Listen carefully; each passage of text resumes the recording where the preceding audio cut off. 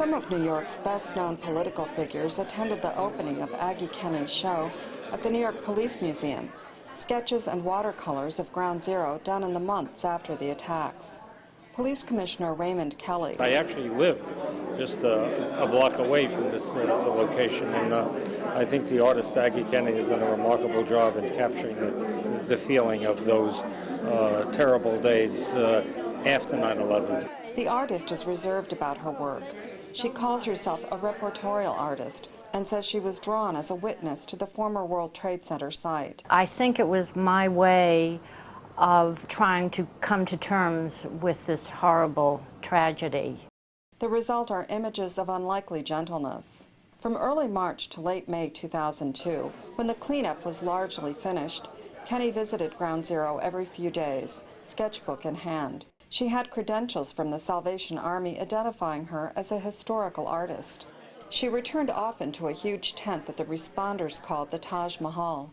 They went there to rest and have a meal. It struck me as being almost cathedral-like. Just hundreds of people bustling about, but they were basically very quiet. It was so unusual to see so many people from so many different walks of life, so many backgrounds, working just beautifully together. There was a pervasive atmosphere of love, I would say. In many images, as in a watercolor of the sleep tent, responders, police, firefighters, ironworkers, appear to be physically and emotionally exhausted. Often there were men in each and every cot with teddy bears beside them, with their boots by the cot, just totally exhausted. I think they fell asleep seconds after they hit the cot. A painting from late March shows firefighters waiting for stretchers bearing the remains of 2 firemen who died in the attacks. Another shows a weary policeman and workers behind him with rakes. And of course the rakers looking for human remains.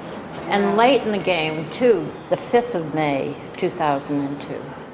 When the cleanup ended that month, Kenney put the paintings and sketches away. They remained unseen until a friend told the police museum about them. The whole subject of 9/11 to me is sacrosanct, and you know, you don't want to take these sketches and go out to a street corner and sell them. I really didn't know for 8.5 years what I would do with these boxes of sketchbooks. At the show's opening, some police and responders said they are glad the work is on public view.